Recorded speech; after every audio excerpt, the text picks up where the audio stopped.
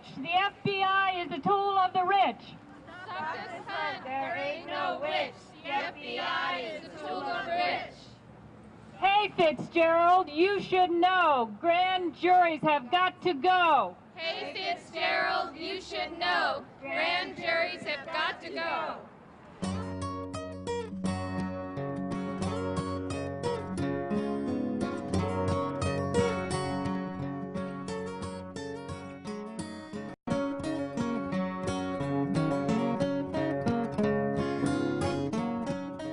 This is Masao Suzuki, and he was visited by the FBI in September, I believe. Could you tell us about that day?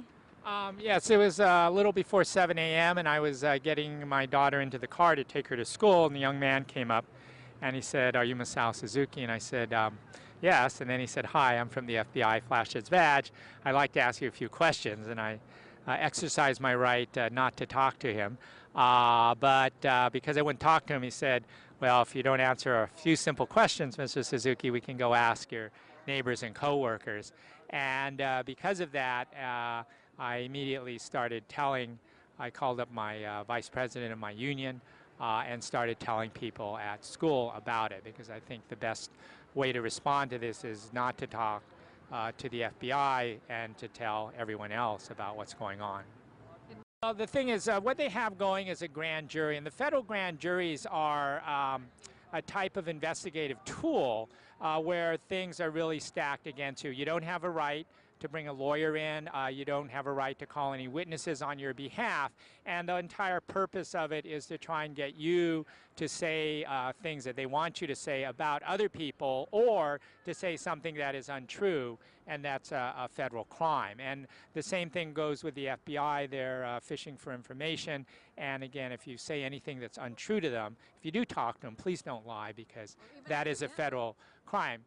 Yeah, I mean, and so that's the reason I think most activists think it's the best thing just not to talk to them at all. And they're going to try and get you to say things against other people, or to try and trip you up and that they can get you on. Have you heard from them since? No, I haven't, which is good for me. Unfortunately, though, there has been a development in December. 9 more activists, all in Chicago. Most of them were Palestinian. The others were Palestinian solidarity activists, were subpoenaed and told to appear before the same grand jury today on January 25th. And that's why there's a National Day of Action today. There are protests in over 50 cities across the country. I got a text, there are over 300 people at the Chicago protest. For 3 women from Minneapolis, Tracy Malm, Anne Pham, and Sarah Martin, are facing reactivated subpoenas, along with a group of 9 new subpoenaed activists. Today they are being called before a grand jury, and today we are here to let them know that we are supporting them and standing strong with them. We are here today to protest U.S. Attorney Patrick Fitzgerald and his use of the grand jury and FBI to repress anti-war and international solidarity activists. Have got to go. Hey, Fitzgerald, you should know. Grand juries have got to go. 14 activists and anti-war and social justice and international solidarity activists were subpoenaed on that morning of September 24th. I actually was one of the people whose home was raided that day as well. I wasn't home at the time. My mother's battling cancer, and I was at the hospital with her. And so I was awakened actually by my wife, who made 6 phone calls before I finally answered. I had been up all night, and essentially told me that the police were at the house. I knew pretty immediately that it probably wasn't the Chicago police, and that it was probably the FBI. So I sped home. First thing I did was grab my daughter. I walked right past the agents, grabbed my daughter, and took her into the bedroom, and held her and hugged her and tried to calm her. And then I walked back into the front room, was approached by one of the agents who gave me the search warrant. I asked for the search warrant, and I looked at it very closely, and then he served me with the subpoena, the grand jury subpoena, to appear in October. It was a harrowing experience. I've never experienced it before. I don't think anybody of the 23 have experienced it before.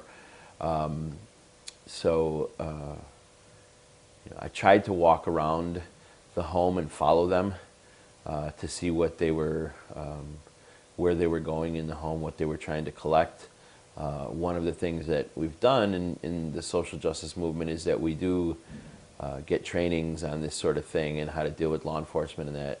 And I know from those trainings that trying to catalog what it is that they were taking, but they wouldn't allow me to do that, or my wife. They basically demanded that I stay in the living room and stay seated and quiet while they were doing their work.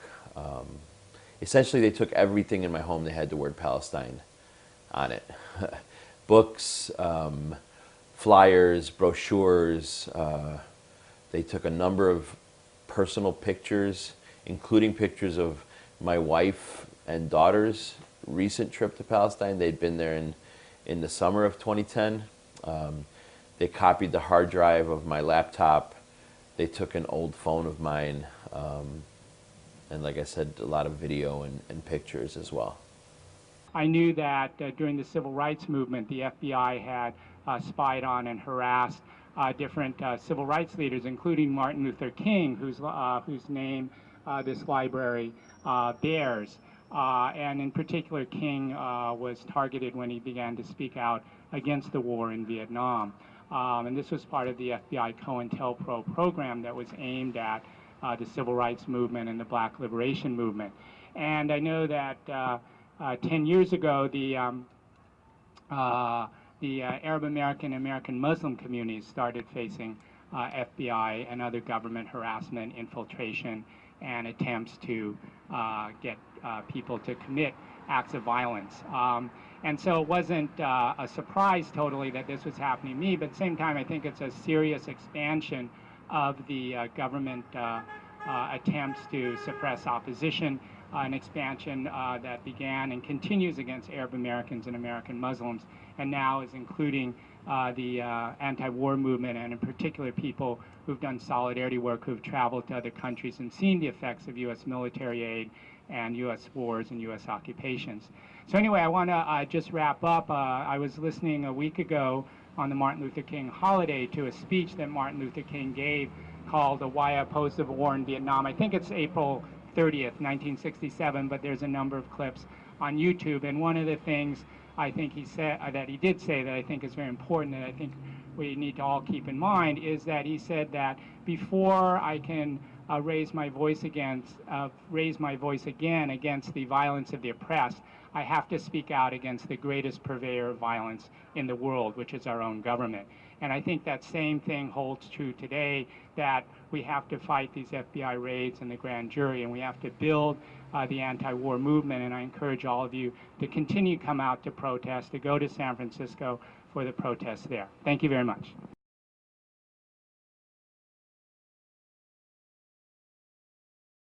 There's a long history of the FBI questioning people not for what they've done, but for who they are or what they believe.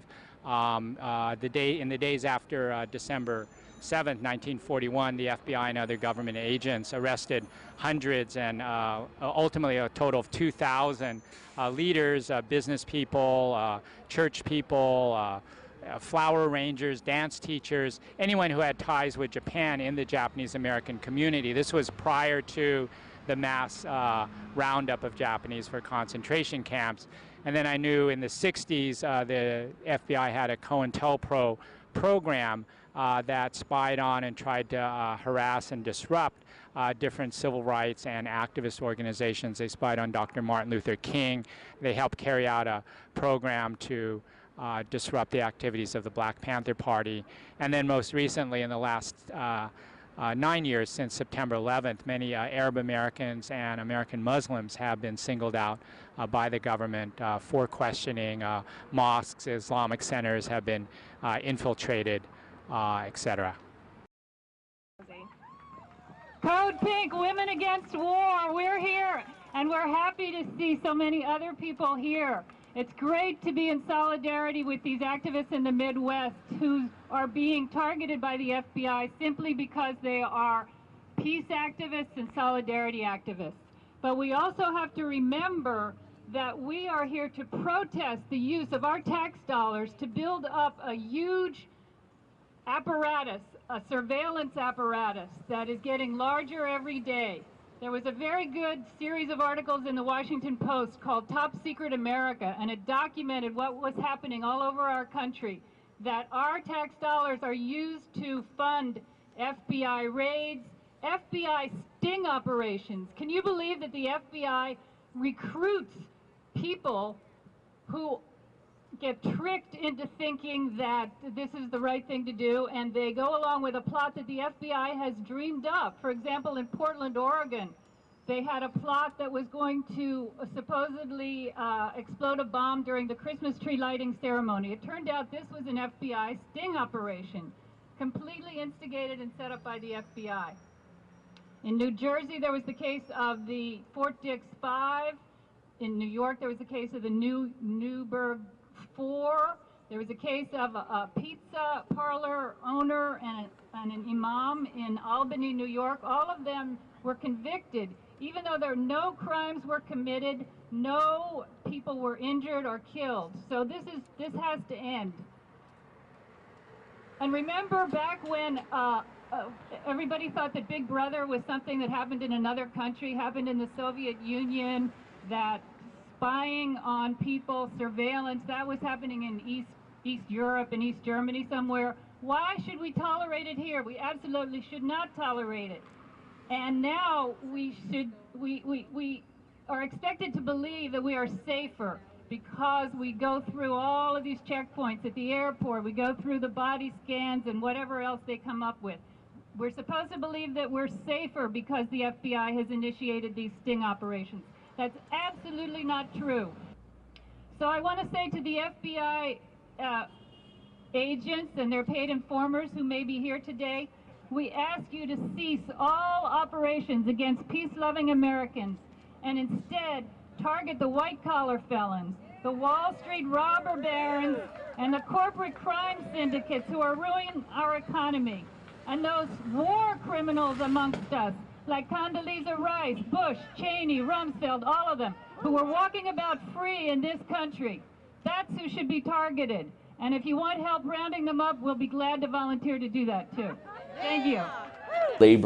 The state councils, of major labor unions across the country representing over 500,000 workers, including the largest union in Chicago, the Chicago Teachers Union, have put out either letters to Attorney General Holder and U.S. Attorney Fitzgerald, in Chicago, to end this investigation and stop this grand jury. They've sent out letters to them and resolutions in support of us. There have been faith-based organizations who have come out and put out a resolution on behalf of the faith community. The Presbyterian Church, about a week ago, put out an incredibly powerful statement in support of the 23 subpoenaed activists. We have a lot of broad and diverse support because I think people from our movements, from the peace and justice movement, from the international solidarity movement, realize that this is an attack on all of our work. I'm here today representing the South Bay Labor Council. And the South Bay Labor Council, I think, is a very important part of whatever fight we're going to put up for justice, for not continuing the growth of a police state, and in whatever else we do, because I don't know if everybody knows what the Labor Council is. It's more than 87 different unions together with over 100,000 members, and though we don't have good direct contact with members on some things, we do on others, and when the Labor Council speaks, it speaks with a very loud and powerful voice, partially because it gets very much involved in the political scene and is responsible for electing some of the best people we have in office and a few of the worst. But we never can always tell. The Labor Council passed a resolution, and the Labor Council has had some experience with the FBI, although many people in the Labor Council are unaware of it. If we go back to 1960 or so, they hired their first business agent who had been fingered by the FBI and blacklisted as a journalist in San Francisco. That was Emerson Street. And he helped put together a broad coalition of support from the rank and file. The Labor Council was one of the few AFL-CIO labor councils which took active opposition to the U.S. war in Vietnam. It's often called the Vietnam War, but it was the U.S. war. When Richard Nixon came to town to lift his fingers in victory, the Labor Council organized, was part of the organization that put together a demonstration. And when that was done, the FBI was all over the place questioning people and giving people who participated a very hard time in the same way as they're doing today. There were no subpoenas, though. There were FBI organized COINTELPRO break-ins, one at the office of a labor lawyer, John Thorne, and another at the Peace Center, and another at the house of one of the National Farm Worker Association activists, and it was over supporting the National Farm Workers Association, which became the United Farm Workers of America. They wanted to get whatever evidence they could to brand it as a left-wing organization. And when Cesar Chavez first came to San Jose, he was invited by the Labor Council to speak at the Labor Temple, and as he was speaking, death threats were offered to people who organized that meeting. In terms of what is happening right now, the Labor Council in October, in its first meeting after the September 24th break-ins and subpoenas, the South Bay Labor Council passed a resolution unanimously that said this, that came to this conclusion: be it resolved that the South Bay AFL-CIO Labor Council denounced the September 24 FBI raids on the homes and offices of trade union solidarity and anti-war activists in Minneapolis. At least 10 of the people who were harassed by the FBI and subpoenaed were trade union activists. And this took place in Minneapolis, Chicago, and elsewhere, and denounces the confiscation of computers and personal belongings and the issuance of grand jury subpoenas. This has all the earmarks of a fishing expedition. The FBI raids are reminiscent of the Palmer raids, that was in 1919, the McCarthy hearings in the 50s, J. Edgar Hoover and COINTELPRO, and they mark a new and dangerous chapter in the protracted assault on the First Amendment rights of every union fighter, international solidarity activist, or anti-war campaigner, which began with 9/11 and the USA Patriot Act. Be it further resolved that we make the following demands. 1, stop the repression against trade union, anti-war, and international solidarity activists. Immediately return all confiscated materials, computers, cell phones, papers, documents, personal belongings, etc. 3, end the grand jury proceedings and the FBI raids against trade union, anti-war, and international solidarity activists. And I think that's what we all have to get together behind those demands. We have to visit our members of Congress. We have to organize visits perhaps to other government bodies and get them to demand it with us. The Board of Supervisors should be on our list, the city councils of San Jose and other cities, but it won't get done, and it won't happen unless we all get involved, and that's what we got to do, and thank you very much for this time. We all know about the FBI raids, and for years before that, you know, there have been ICE raids, okay, where the Immigration and Customs Enforcement has been raiding families that are suspected of being undocumented, and these people are carted off. They disappear into the great archipelago of the Gulag of the Immigration Service, and many of them, you know, they're not even tried before they're taken away, and this breaks up families. And I just wanted to say that, you know, there's very little difference between what's happening to immigrants in our country, and after all, we are a country of immigrants. But many of these immigrants are simply disappearing into the system, and it's not getting better. It's actually getting worse, because under Obama, in 2010, there were more than 400,000 deportations, and this is more than in any year of the Bush administration. So the rise of repressive apparatus is continuing in this country. As Masao said earlier, when the Japanese Americans were rounded up in this country, after that episode came to a close in 1945, people said, never again.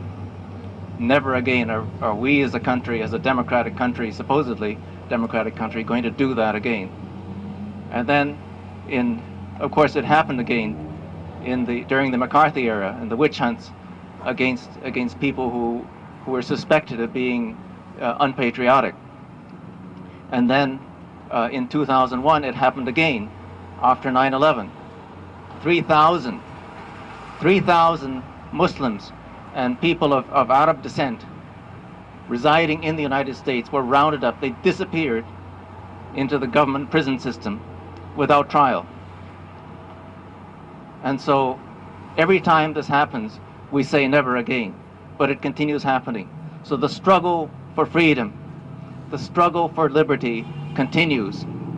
Assalamu alaikum. May peace be upon all of you. If I'm not here, I don't know where I would be. So it has been proven historically, every time we have a problem with our economics, we turn our focus to somebody else. And usually it's immigrants, and usually it's people who we don't like. Right now, we are the victims. Being a Muslim American is the worst thing that you could do right now. So Islamophobia is on the height after 9 years post 9/11. I know 9/11 was one of the worst tragedy for our country, but the tragedy that has taken place after that for immigrants and for Muslims is just unbearable. And a lot of us just, keep thinking it's like day after day that everything is the same and we cannot do anything. Each person can make a difference, at least in one person's life. FBI raids are just happening everywhere. They are infiltrating in the mosques, community centers of Muslims. Right now, your Muslim brothers and sisters don't know who to trust, who is a friend and who is an agent. So please handle Muslims with care right now, with gentle support, and don't overwhelm them either, because it could be like, hey, you're trying to get some information. So it is very tricky and hard water to tread, but I urge you to please provide support. Same thing with Latinos. Whenever there is a trouble, our economy cannot survive without our Latino brothers and sisters. If they are not here, we cannot do anything. And I hate when I hear people say that, oh, we don't want the jobs that they want. No, Latinos are surgeons, doctors, engineers, teachers, everywhere. Don't think they're just the gardeners and they're just taking care of your kids. And if you value your kids, just for that reason, value the immigrants. Because Latinos are taking care of your homes, your hearts, your health, every place, everywhere. And the only way we can stop these raids is if we all work together. There is only one race, and that's the human race. And let's just forget about every other race, color, rate, everything else. Just one race, the human race. Let's make this world safer for all of us, where all of us are cherished, accepted, loved, and taken care of. Thank you. Is Norris? Who is Norris? They do what? They do what? Make surveillance systems. Make surveillance systems. That is what.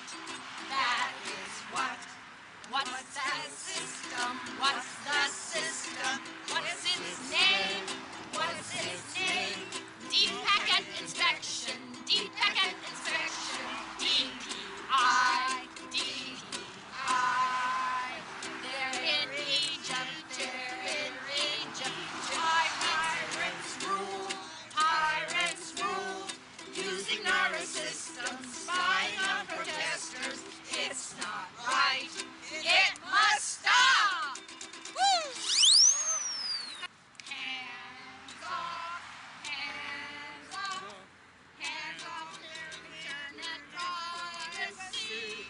Hands off, hands off, hands off the internet now. Communication is essential to those who are working for change. Supplying dictators with spyware. We sell. It is a shame. Everybody. Hands off. Hands off. Hands off their internet privacy. Hands off. Hands off. Hands off the internet now. One more verse. At home we're not safe from such spying. Systems could be deployed here. The NSA will not use it. Dream on if you think they're so pure. Hands off, hands off, hands off the internet privacy. Hands off, hands off, hands off the internet now.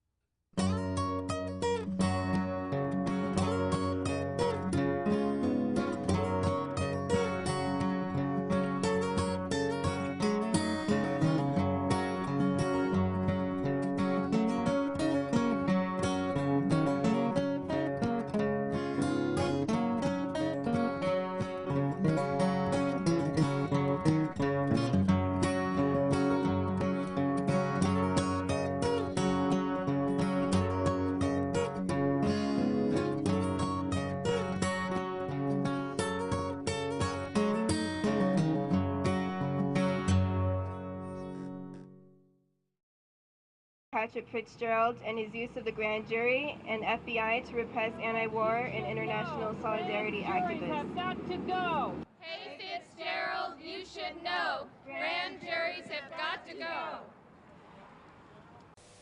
14 activists and anti-war and social justice and international solidarity activists were subpoenaed on that morning of September 24th. I actually was one of the people whose home was raided that day as well. I wasn't home at the time. My mother's battling cancer, and I was at the hospital with her, and so I was awakened actually by my wife, who made 6 phone calls before I finally answered. I had been up all night and essentially told me that the police were stacked against you. You don't have a right to bring a lawyer in. You don't have a right to call any witnesses on your behalf. And the entire purpose of it is to try and get you to say things that they want you to say about other people, or to say something that is untrue, and that's a federal crime. And the same thing goes with the FBI. They're fishing for information. And again, if you say anything that's untrue to them, if you do talk to them, please don't lie, because that is a federal crime. Yeah, I mean, and so that's the reason I think most activists think it's the best thing just not to talk to them at all. And they're going to try and get you to say things against other people, or to try and trip you up and that they can get you on. Have you heard from them since? No, I haven't, which is good for me. Stop this hunt. There ain't no witch. The FBI is a tool of the rich. Stop this hunt. There ain't no witch. The FBI is a tool of the rich. Hey, Fitzgerald, you should know. Grand juries have got to go. Hey, Fitzgerald, you should know. Grand juries have got to go.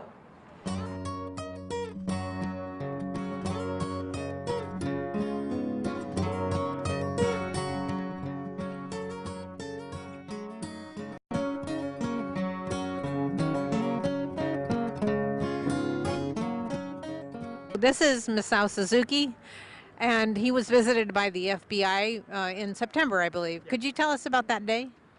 Yes, it was a little before 7 a.m. and I was getting my daughter into the car to take her to school, and the young man came up and he said, "Are you Masao Suzuki?" And I said, "Yes." And then he said, "Hi, I'm from the FBI," flashed his badge. "I'd like to ask you a few questions." And I exercised my right not to talk to him. But because I wouldn't talk to him, he said, "Well, if you don't answer a few simple questions, Mr. Suzuki, we can go ask your neighbors and coworkers." And because of that, I immediately started I called up my vice president of my union and started telling people at school about it, because I think the best way to respond to this is not to talk to the FBI and to tell everyone else about what's going on. Well, the thing is, what they have going is a grand jury, and the federal grand juries are a type of investigative tool where things are really. Fortunately, though, there has been a development in December. 9 more activists, all in Chicago. Most of them were Palestinian. The others were Palestinian solidarity activists, were subpoenaed and told to appear before the same grand jury today on January 25th. And that's why there's a National Day of Action today. There are protests in over 50 cities across the country. I got a text, there are over 300 people at the Chicago protest. There were 3 women from Minneapolis, Tracy Malm, Anne Pham, and Sarah Martin, are facing reactivated subpoenas, along with a group of 9 new subpoenaed activists. Today, they are being called before a grand jury, and today we are here to let them know that we are supporting them and standing strong with them. We are here today to protest U.S. Attorney